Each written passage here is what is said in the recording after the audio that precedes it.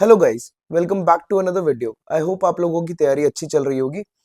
आज का हमारा टॉपिक रहने वाला है federal system of government. Basically हमने basic features of the constitution वाली वीडियो में ये कवर किया था कि इंडिया ने जो है अपने लिए फेडरल मॉडल ऑफ गवर्नमेंट को चूज किया। आज उसी फेडरल सिस्टम को हम डिटेल में कवर करने वाले हैं। कोई भी गवर्नमेंट अपने लिए फेडरल या यूनिटरी मॉडल को चूज करती है on the basis of relations between the national and the regional government. अब हमें ये पता है कि फेडरल सिस्टम के अंदर दो तरीके की गवर्नमेंट्स देखने को मिलती है। एक यूनियन गवर्नमेंट जो कि सेंट्रल लेवल पे डील करती है, एक स्टेट गवर्नमेंट जो कि रीजनल और स्टेट लेवल पे इश्यूज के साथ डील करती है। यूनिटरी मॉडल ऑफ गवर्नमेंट जो होता है, यूनिटरी मॉडल के अंदर ऑल द पावर्स जो है they are vested in the national government. और अगर कोई रीजनल गवर्नमेंट या स्टेट गवर्नमेंट एग्जिस्ट कर भी रही है यूनिटरी मॉडल में, तो they will derive their authority from the national government itself। Example unitary model का होता है जैसे कि ब्रिटिश में, फ्रांस में, जापान, चाइना, नॉर्वे एक्सेट्रा। इन सब ने अपने नेशन के अंदर एक यूनिटरी मॉडल ऑफ गवर्नमेंट को एस्टैब्लिश किया हुआ है।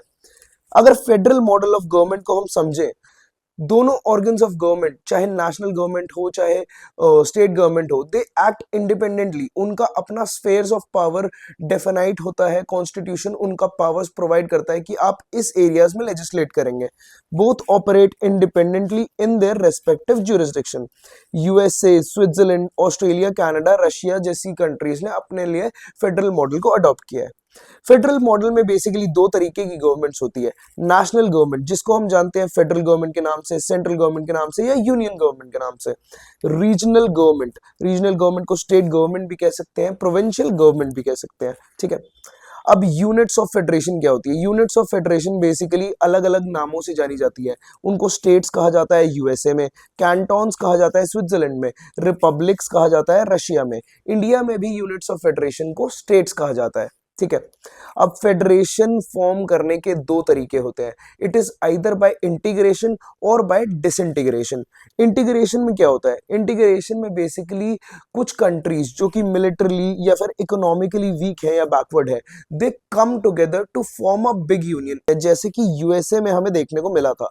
डिसइंटीग्रेशन में क्या होता है? डिसइंटीग्रेशन बेसिकली एक बड़ी यूनिटरी स्टेट जो है, it is converted into federation by granting autonomy to provinces to promote regional interest. Basically एक बड़ी यूनिटरी स्टेट है, उसमें प्रोविंसेस को प्रोवाइड कराई जाती है powers to deal with the regional issues, जो भी लोकल इश्यूज है इनको डील करने के लिए। This is the model of disintegration. Basically disintegration Canadian model में देखने को मिलता है। ठीक है। कुछ फैक्ट्स अगर देखें तो USA was the first and the oldest federation in the world, established in year 1787। अब इंडियन कॉन्स्टिट्यूशन जो है वो इंडियन पॉलिटी के लिए एक फेडरल सिस्टम ऑफ गवर्नमेंट, एक federal model of government provide करता है। अब हमने फेडरल मॉडल को क्यों अडॉप्ट किया? बेसिकली काफी सारे रीजंस थे कॉन्स्टिट्यूशन मेकर्स के पास। उनमें से कुछ रीजंस थे कि क्योंकि हमारी कंट्री का इतना लार्ज साइज है, सोशो इकोनॉमिक डाइवर्सिटी इतनी ज्यादा है हमारे कंट्री में, इतने लैंग्वेजेस हैं, इतने रीजन्स हैं, तो बेसिकली उनको गवर्न एफिशिएंटली करने के लिए रीजनल एंड लोकल इश्यूज की इंपॉर्टेंस समझते हुए कॉन्स्टिट्यूशन मेकर्स ने फेडरेशन को जरूरी समझा कि अगर स्टेट गवर्नमेंट्स होंगी तो वो कलेक्टिवली उन लोगों के और उन सेक्शंस के इंटरेस्ट को ज्यादा बेटर तरीके से देख पाएंगी। ठीक है। उसके बाद देखें तो टर्म फेडरेशन जो है, it is nowhere used in the constitution. This can be asked as a fact, तो ये चीज हमें पता होनी चाहिए। आर्टिकल 1 अगर देखें तो इट स्टेट्स कि India is a union of state, not a federation. यहां भी फेडरेशन टर्म जो है वो मेंशन नहीं होता। इसके रीजंस है, वो कहते हैं डॉक्टर अंबेडकर कि इंडिया का जो फेडरेशन है, it is not a result of agreement among the states. मतलब स्टेट्स ने आके एग्रीमेंट नहीं किया था कि हम एक यूनियन बनाएंगे एंड पावर्स उसमें रहेंगी। बेसिकली इंडिया में जो स्टेट्स हैं, they do not have the right to secede from the federation. India जो है एक indestructible union of destructible states है। मतलब कि यूनियन तो इंडिस्ट्रक्टिबल है हमारा, बट स्टेट्स जो है वो डिस्ट्रक्टिबल है। पार्लियामेंट जो है स्टेट्स को ऑल्टर कर सकता है, उनके नाम को, उनकी बाउंड्रीज चेंज कर सकता है, even without the consent of state. तो स्टेट के पास इंडिया में टेरिटोरियल इंटेग्रिटी नहीं है। अब ये फीचर जो फेडरेशन का है, बेसिकली ये इंडिया के मॉडल के हिसाब से एक यूनिक फीचर है, क्योंकि हमने फेडरेशन को अडॉप्ट तो किया इंडिया में, बट फिर भी हमने सेंट्रल गवर्नमेंट को, पार्लियामेंट को ज्यादा पावर्स दी as compare to the state government. ठीक है। इंडिया का जो फेडरेशन मॉडल है it is basically based on the Canadian model, जो कि फोकस करता है स्ट्रॉन्ग सेंटर पे, स्ट्रॉन्ग सेंट्रल गवर्नमेंट पे। सेंट्रल गवर्नमेंट को ज्यादा पावर्स प्रोवाइड कराई जाती है as compared with the state government. अगर हम कुछ फेमिलियरिटीज देखें इंडियन मॉडल की कैनेडियन सिस्टम के साथ, तो बेसिकली फॉर्मेशन दोनों का सेम तरीके से हुआ था, डिसइंटीग्रेशन से। टर्म यूनियन जो है वो मेंशन्ड है दोनों ही कंट्रीज में। कनाडा को भी एक यूनियन ही कहा जाता है, although it follows a federal model. Centralising tendency है दोनों ही कंट्रीज में, मतलब कि ज्यादा पावर्स सेंट्रल गवर्नमेंट के अंदर वेस्ट की गई हैं। अब हम आगे बढ़ते हैं और देखते हैं federal features of the Indian constitution. पहले फीचर की तरफ हम बढ़े तो इट स्टेज की डुअल पॉलिटी है इंडिया में। डुअल पॉलिटी का मतलब कि यूनियन गवर्नमेंट है हमारे पास सेंट्रल लेवल पे, स्टेट गवर्नमेंट है हमारे पास स्टेट लेवल पे, और इंडिया के यूनिक मॉडल के हिसाब से हमारे पास लोकल गवर्नमेंट्स भी है लोकल लेवल्स के लिए। ठीक है। यूनियन गवर्नमेंट जो है वो डील करती है with the matters of national importance, जैसे कि डिफेंस हो गया, फॉरेन अफेयर्स हो गया, करेंसी एक्सेट्रा। स्टेट गवर्नमेंट जो होती है वो लोकल और रीजनल मैटर्स से डील करती है, चाहे वो पब्लिक ऑर्डर हो, एग्रीकल्चर हो, हेल्थ हो, etcetera. Second feature is India has a written constitution. Indian constitution जो है वो lengthiest written constitution in the world है, with 470 plus articles, 25 plus parts and 12 schedules in the constitution. इतना detail में और कोई भी कॉन्स्टिट्यूशन रिटन नहीं है। बेसिकली कॉन्स्टिट्यूशन जो है वो स्पेसिफाइड स्ट्रक्चर्स प्रोवाइड करता है, ऑर्गेनाइजेशन एंड पावर्स और functions of both central and state governments को बेसिकली उनके सारे प्रोविजंस डिफाइन करता है कॉन्स्टिट्यूशन के अंदर, उनकी लिमिट्स डिफाइन करता है ताकि कोई भी डिसएग्रीमेंट ना हो उनके बीच में। अगर तीसरा फीचर हम देखें तो डिवीजन ऑफ पावर्स होता है इंडिया में। इंडिया में स्ट्रिक्ट सेपरेशन ऑफ पावर्स नहीं होता, rather we have the concept of division of powers. Constitution ने बेसिकली दोनों गवर्नमेंट्स के लिए अलग अलग स्फेयर्स में पावर्स डिटरमाइन करी हुई है। सेवेंथ शेड्यूल की अगर हम लिस्ट को देखें डिवीजन ऑफ पावर्स के हिसाब से, तो यूनियन लिस्ट आती है जिसमें यूनियन गवर्नमेंट लेजिस्लेट कर सकती है, इसमें 98 सब्जेक्ट्स होते हैं। स्टेट लिस्ट पे स्टेट गवर्नमेंट्स ही एक्सक्लूसिवली जुरिसडिक्शन कर सकती है, इसमें 59 सब्जेक्ट्स होते हैं। कॉन्करेंट लिस्ट में बेसिकली 52 सब्जेक्ट्स होते हैं। इन इसमें दोनों यूनियन एंड सेंट्रल गवर्नमेंट दोनों ही लॉज बना सकती है इन सब्जेक्ट्स पे। इन केस ऑफ कॉन्फ्लिक्ट, अगर कोई भी कॉन्करेंट लिस्ट के सब्जेक्ट पे कॉन्फ्लिक्ट है तो सेंट्रल लॉ प्रिवेल होगा over the state law. Residuary subjects basically वो सब्जेक्ट्स होते हैं जो तीनों ही लिस्ट में मेंशन नहीं होते, उन पे सेंट्रल गवर्नमेंट एक्सक्लूसिवली लॉ बनाती है। अगला फीचर अगर हम देखें तो it states supremacy of the constitution. India में जो है constitution is supreme, it is the highest law of the land. Centre हो चाहे स्टेट के लॉज हो, they both must conform to the constitution and they can not go beyond the constitution. अगर कोई भी चीज बियॉन्ड द कॉन्स्टिट्यूशन है, it can be declared void by the judiciary. Next feature अगर हम इसका देखें तो it states rigid constitution. Rigid constitution का मतलब ये होता है कि मेथड ऑफ अमेंडमेंट जो है हमारे कॉन्स्टिट्यूशन का, अगर एक कॉन्स्टिट्यूशनल अमेंडमेंट आ रही है कुछ प्रोविजंस को चेंज करने के लिए कॉन्स्टिट्यूशन में, तो there is not an easy way to amend things. मतलब कर सकते हो आप अमेंड चीजें with changing time and need, but the procedure is not very easy to achieve. Basically अगर कोई भी फेडरल फीचर पार्लियामेंट अमेंड करने की सोचता है तो it requires joint action by centre and state. Special majority चाहिए होती है plus ratification by half of the state legislature. ये हमने अमेंडमेंट ऑफ द कॉन्स्टिट्यूशन वाले चैप्टर में भी डिस्कस किया था, आप वो वीडियो जाके देख सकते हैं। नेक्स्ट फीचर अगर हम देखें तो it comes independent judiciary. Basically हमारी judiciary it is headed by the supreme court at the top. Basically वो कॉन्स्टिट्यूशनल सुप्रीमेसी को मेंटेन करते हैं वाया जुडिशियल रिव्यू। कोई भी एक्ट, कोई भी लॉ अगर कॉन्स्टिट्यूशन के अगेंस्ट जा रहा है, they can declare it void. Basically judiciary जो है वो सेटल करती है disputes between the centre and states और between the states itself. Independence कैसे इंश्योर होती है इनकी? By fixed service conditions, security of tenures, salary इनकी जो है they are not debatable, it is charged upon the consolidated fund of India, so it makes the functioning of judiciary independent. वो किसी के फियर या फेवर में आके काम नहीं करते हैं। ठीक है। नेक्स्ट फीचर अगर इसका हम देखें तो बाइकैमरलिज्म। बाइकैमरलिज्म का मतलब we have to houses of parliament, basically the upper house that is Rajya Sabha. इसके अंदर सारी स्टेट्स को रिप्रेजेंट किया जाता है इंडियन फेडरेशन की, and they protect the interest of the states. And second is Lok Sabha, that is the lower house of the parliament of India. ठीक है, चलते हैं और देखते हैं unit basically division of powers जो है it is highly in the favour of centre as compare to the states. जितने आइटम्स यूनियन लिस्ट में है जिन पे वो लेजिस्लेट कर सकते हैं, it is way more than that of state. ठीक है, सेंटर के पास जो है ओवर राइडिंग अथॉरिटी भी होती है इन द कॉन्करेंट लिस्ट। अगर कोई भी लॉ पे डिस्प्यूट होता है तो central law prevails over the state law.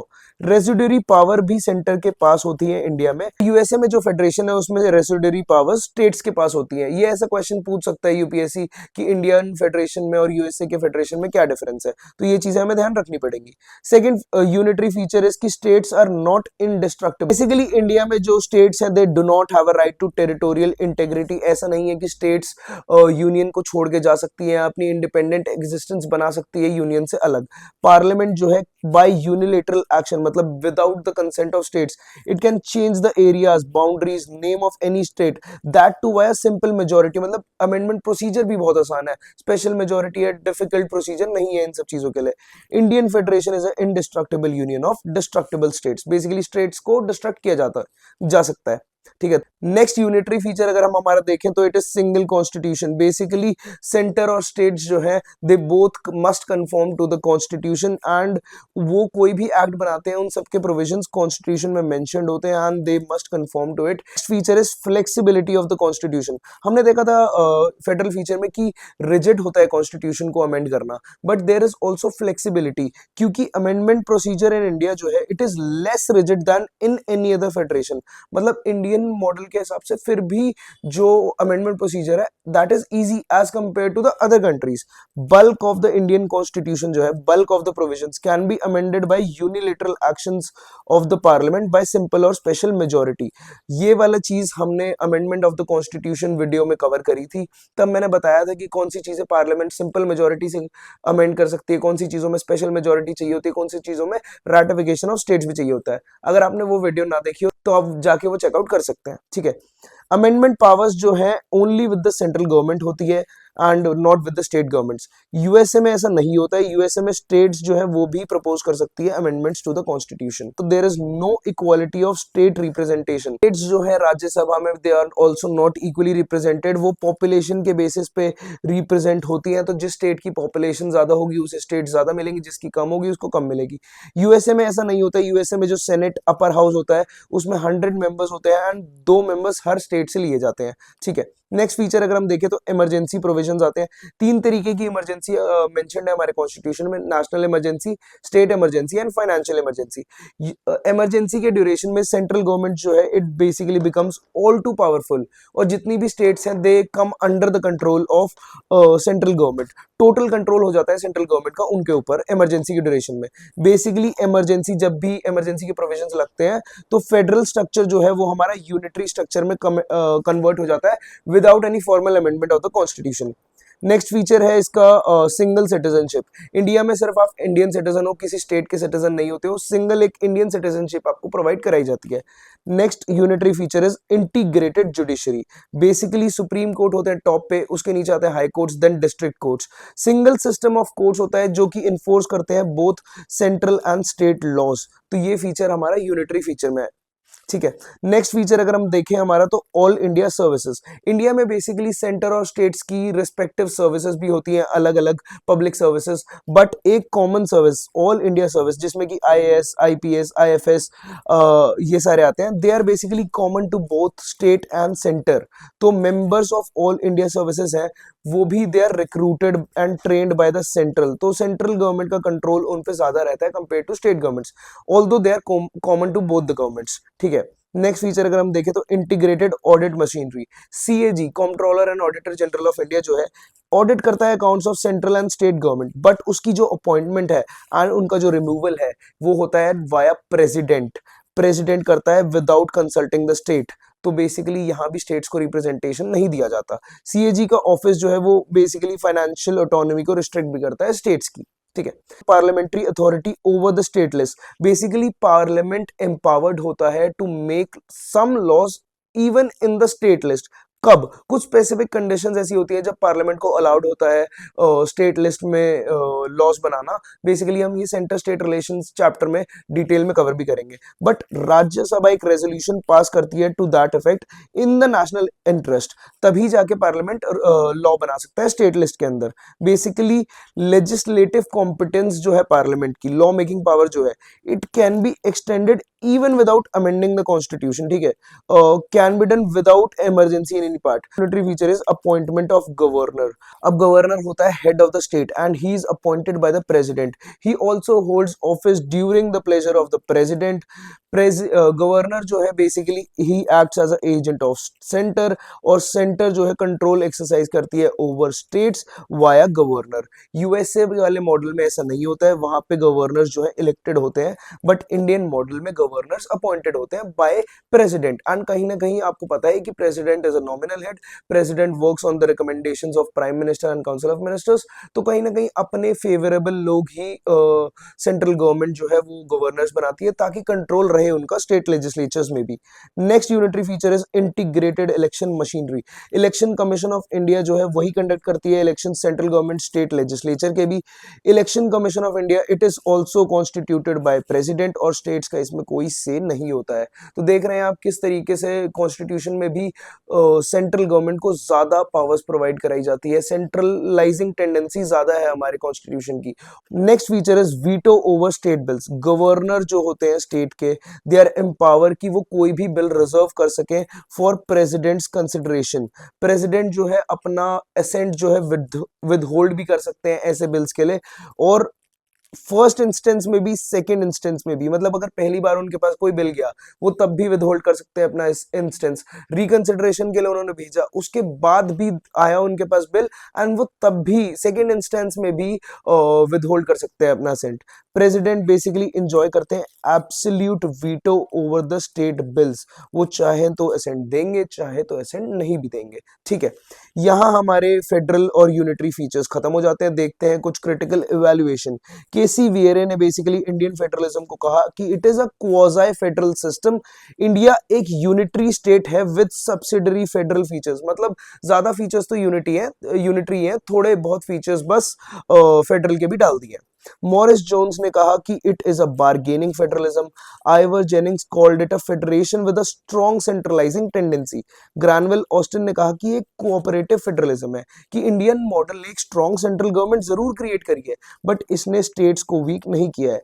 ये एक न्यू टाइप ऑफ फेडरलिज्म है जो मीट्स करता है इंडिया की पेक्यूलियर नीड्स को, इंडिया की डाइवर्सिटी के हिसाब से ये सिस्टम इंडिया को सूट करता है, ठीक है। होता है बोमाई केस इन 1994। इसके अंदर सुप्रीम कोर्ट होल्ड करती है कि कॉन्स्टिट्यूशन ऑफ इंडिया जो है वो फेडरल है, और फेडरलिज्म को कैरेक्टराइज करती है as a basic feature of India. States, supreme court ये भी होल्ड करता है कि स्टेट्स का एक इंडिपेंडेंट कॉन्स्टिट्यूशनल एग्जिस्टेंस है, वो मेयरली एजेंट्स ऑफ सेंटर नहीं है। Within spheres allotted to them, मतलब कॉन्स्टिट्यूशन उन्हें जो भी स्पेयर अलॉट कर रहा है, states are supreme in that sphere. यहाँ हमारा हो जाता है चैप्टर खत्म। बढ़ते हैं अपने पीवाईक्यूज की तरफ। Following subjects under constitution of India. List one union list 7 schedule में extent of executive power of state, conditions of governor office for a constitutional amendment, ठीक है। Ratification by legislatures of not less than one half of the states is required before presenting the bill to the president for assent, ठीक है। तो list one union list में अगर कोई भी change आता है तो रैटिफिकेशन ऑफ स्टेट्स चाहिए रहता है। Extent of executive power of states में अगर कोई चेंज आता है तो रैटिफिकेशन चाहिए होता है। कंडीशंस ऑफ गवर्नर ऑफिस में चेंज चाहिए होता है तो नहीं होता है। बेसिकली फेडरल स्ट्रक्चर को जो चीजें अफेक्ट कर रही हैं उनमें रैटिफिकेशन चाहिए होता है। तो 3 अगर कैंसिल हो जाता है तो यहाँ एलिमिनेशन से हमारा आंसर हो जाएगा ए, ठीक है। The parliament can make any law for the whole or any part of India for implementing international treaties basically without the consent of any state. ये दिखाता है कि सेंट्रल गवर्नमेंट जो है इंडिया में ज्यादा पावरफुल है, उसके पास ज्यादा पावर्स है as compare to the state government, ठीक है। Then the power to increase the number of judges in the Supreme Court of India is vested in President of India, Parliament, Chief Justice of India, Law Commission। इसका answer होगा parliament. तो काफी सारे instances हमें देखने को मिलते हैं जिसमें पार्लियामेंट और सेंट्रल गवर्नमेंट जो है वो ज्यादा पावरफुल दिखाई देती है as compare to state government. इसलिए हमारे यूनिटरी फीचर्स जो है वो ज्यादा है as compare to federal ones, ठीक है। नेक्स्ट क्वेश्चन देखते हैं। Which of the following is not a feature of the Indian federalism. There is an independent judiciary in India, ठीक है, ये it is a feature. Powers have been clearly divided between center and states. Yes, division of powers है 7 schedule में. The federating units have been given unequal representation in Rajya Sabha. ये भी सही है कि population के basis पे है तो unequal representation है. It is a result of agreement among नहीं. Indian Federation is not a result of agreement among the states. ठीक है, तो this is the correct answer. Under normal circumstances, state legislatures have exclusive powers to legislate on subjects enumerated in. List में तो union government legislate करती है, residuary subjects में भी union government legislate करती है. कॉन्करेंट लिस्ट में जो है इसमें एक्सक्लूसिव पावर्स नहीं होती, कॉन्करेंट पावर्स होती है, दोनों बना सकते हैं लोग. तो स्टेट लिस्ट में बेसिकली एक्सक्लूसिव पावर्स होती है. नेक्स्ट क्वेश्चन देखें, which of the following amendments transfer the subject of education from state list to the concurrent list. ये है आंसर हमारा इसका 42nd constitutional amendment act 1976. Next question देखते हैं. If a conflict arises between laws made by parliament and made by state legislature in the concurrent list, which prevails under general circumstances, basically अगर कोई भी conflict होता है इनके बीच में तो सेंट्रल लॉ जो है वो प्रिवेल करता है. नेक्स्ट क्वेश्चन अगर देखें तो which of the following in Indian polity is an essential feature that indicates that India is federal in character. Elected union legislature, regional reps in cabinet, enforce fundamental right. Independence of judiciary एक direct federal feature है federal system का. तो यहाँ हमारा lecture खत्म हो जाता है. आई होप आप लोगों को काफ़ी नई चीज़ें सीखने को मिल रही होंगी एंड आप लोगों की इन लेक्चर्स के थ्रू तैयारी काफ़ी अच्छी चल रही होगी. Thank you so much for watching. मिलते हैं आपसे नेक्स्ट वीडियो में.